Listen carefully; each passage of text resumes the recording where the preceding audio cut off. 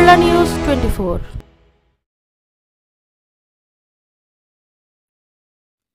অন্তর্বর্তী সরকারে কে কোন মন্ত্রণালয়ে পেয়েছেন?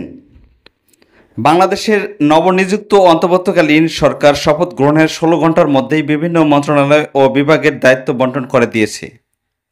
শুক্রবার দুপুরে মন্ত্রিপরিষদ বিভাগ এ সংক্রান্ত প্রজ্ঞাপন জারি করে।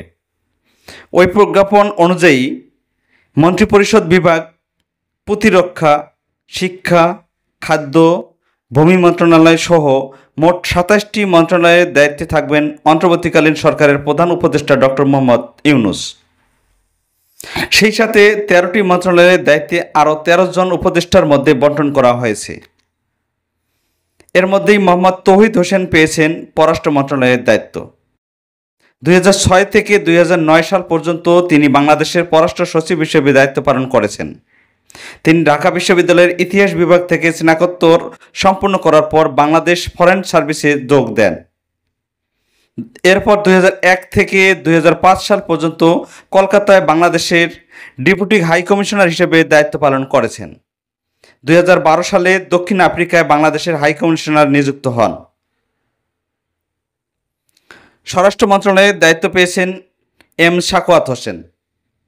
অবসরপ্রাপ্ত এই সেনা কর্মকর্তা 2007 সালের 14 ফেব্রুয়ারি থেকে 2012 সালের 14 ফেব্রুয়ারি পর্যন্ত টানা 5 বছর তিনি বাংলাদেশ নির্বাচন কমিশনের কমিশনার হিসেবে দায়িত্ব পালন করেছেন। বিভিন্ন গণমাধ্যমে নির্বাচন বিশ্লেষক হিসেবেও তার লেখা বা উপস্থিতি দেখা যায়। সেই সাথে ভূ রাজনীতি প্রসঙ্গেও তার প্রচুর কলাম রয়েছে। অর্থ মন্ত্রণালয়ের দায়িত্ব পেয়েছেন সালেউদ্দিন আহমেদ।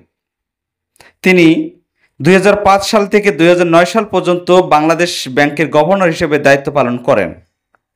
ঢাকা বিশ্ববিদ্যালয়ের আইন বিভাগের শিক্ষক এবং রাজনীতি বিশ্লেষক অধ্যাপক আসিফ নজরুল আইন, বিচার ও সংসদ বিষয়ক মন্ত্রণালয়ের দায়িত্ব পেয়েছেন। মানবাধিকার সংস্থা অধিকার এর প্রতিষ্ঠাতা সম্পাদক আদিলুর রহমান খান পেয়েছেন শিল্প মন্ত্রণালয়ের দায়িত্ব। মিস্টার খানকে 2013 সালে মতিঝিলের শাপলা চত্বরে হেফাজতে ইসলামের নেতাকর্মীদের সরিয়ে দেওয়ার অভিযানে মৃত্যুর সংখ্যা নিয়ে বিভ্রান্তি ছড়ানোর অভিযোগে গ্রেপ্তার করে কারাগারে পাঠানো হয়েছিল। পরে তথ্য ও যোগাযোগ প্রযুক্তি আইসিটি আইনের 57 ধারায় মামলার তাকে 2 বছরের কারাদণ্ড দেয় আদালত। তবে মিস্টার খান এখন জামিনে মুক্ত আছেন। সাবেক তত্ত্বাবধায়ক সরকারের উপদেষ্টা ও সুপ্রিম কোর্টের আইনজীবী হাসান আরিফ পেয়েছেন স্থানীয় সরকার, পল্লী উন্নয়ন ও সমবায় মন্ত্রণালয়ের দায়িত্ব। তিনি 2007 সালে ফখরুদ্দিন আহমেদের নেতৃত্বাধীন তত্ত্বাবধায়ক সরকারের আইন, বিচার ও সংসদ বিষয়ক মন্ত্রণালয়ের উপদেষ্টা ছিলেন। তারও আগে 2001 সাল থেকে 2005 সাল পর্যন্ত বাংলাদেশের অ্যাটর্নি জেনারেল হিসেবেও দায়িত্ব পালন করেছেন। পরিবেশ রক্ষার বিষয়ে সরব সৈয়দা রেজওয়ানা হাসান পেয়েছেন পরিবেশ, বন ও জলবায়ু পরিবর্তন মন্ত্রণালয়ের দায়িত্ব। তিনি বাংলাদেশ পরিবেশ আইনবিদ সমিতি বেলার প্রধান নির্বাহী এবং সুপ্রিম কোর্টের আইনজীবী। পরিবেশ রক্ষায় গুরুত্বপূর্ণ অবদান রাখায় রামন ম্যাগসেসে থেকে শুরু করে বিভিন্ন গুরুত্বপূর্ণ আন্তর্জাতিক পুরস্কার পেয়েছেন তিনি। নির্বাচন পর্যবেক্ষক সংস্থা ব্রতির প্রধান নির্বাহী শারমিন এস মুর্শিদ সমাজ কল্যাণ মন্ত্রণালয়ের দায়িত্ব পেয়েছেন। নির্বাচন বিশ্লেষক ছাড়াও তিনি ভোটাধিকার ও বাক স্বাধীনতার বিষয়ে বেশ আগে থেকেই সরব। মৎস্য ও প্রাণী সম্পদ মন্ত্রণালয়ের দায়িত্ব পেয়েছেন উন্নয়ন ও মানবাধিকার কর্মী ফরিদা আক্তার। তিনি বেসরকারি সংস্থা উন্নয়ন বিকল্পের নীতি নির্ধারণী গবেষণার নির্বাহী পরিচালক। তিনি একাধারে একজন মানবাধিকার, সেই সাথে বিকল্প কৃষি উৎপাদন ও গবেষণা এবং নারী অধিকার বিষয়ক একজন কর্মী। হেফাজতে ইসলাম বাংলাদেশের সাবেক নায়েবে আমির এবং ইসলামী চিন্তাবিদ আ.ফ.ম. খালিদ হোসেন পেয়েছেন ধর্ম বিষয়ক মন্ত্রণালয়ের দায়িত্ব। তিনি ইসলামী আন্দোলন বাংলাদেশের শিক্ষা উপদেষ্টা ছিলেন। সেই সাথে ওমর গনি এমইএস কলেজের ইসলামের ইতিহাস বিভাগের অধ্যাপক ও বিভাগীয় প্রধান হিসেবে দায়িত্ব পালন করছেন।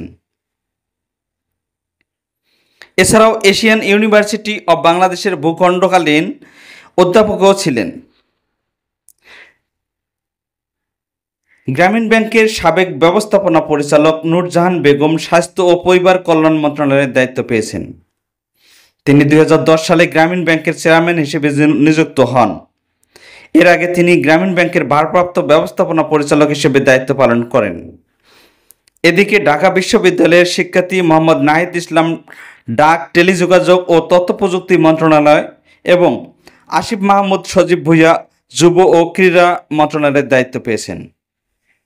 তারা দুজনই ঢাকা বিশ্ববিদ্যালয়ের শিক্ষার্থী। নাহিদ ইসলাম সমাজবিজ্ঞান বিভাগের 2016-17 শিক্ষাবর্ষের শিক্ষার্থী ছিলেন।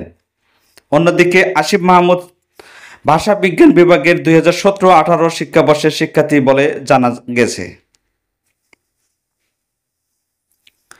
গত জুনে কোটা সংস্কার আন্দোলন শুরু হওয়ার পর থেকেই তারা দুজন এর সমন্বয়ক হিসেবে নেতৃত্ব দিয়ে আসছে। এদিকে মন্ত্রিপরিষদ বিভাগ, প্রতিরক্ষা, সশস্ত্র বাহিনী বিভাগ, শিক্ষা, সড়ক পরিবহন ও সেতু, খাদ্য, গৃহায়ন ও গণপূর্ত, ভূমি, বস্ত্র ও পাট, কৃষি, বিজ্ঞান ও প্রযুক্তি, রেলপথ, জনপ্রশাসন, বিদ্যুৎ, জ্বালানি ও খনিজ সম্পদ, নৌ পরিবহন, পানি সম্পদ, মহিলা ও শিশু, দুর্যোগ ব্যবস্থাপনা ও ত্রাণ, তথ্য ও সম্প্রচার, প্রবাসী কল্যাণ ও বৈদেশিক কর্মসংস্থান, বাণিজ্য, শ্রম ও কর্মসংস্থান, সংস্কৃতি, বেসামরিক বিমান পরিবহন ও পর্যটন, মুক্তিযুদ্ধ, পার্বত্য চট্টগ্রাম, প্রাথমিক ও গণশিক্ষা, এই 27টি মন্ত্রণালয়ে দেখবেন প্রধান উপদেষ্টা ডক্টর মোহাম্মদ ইউনূস।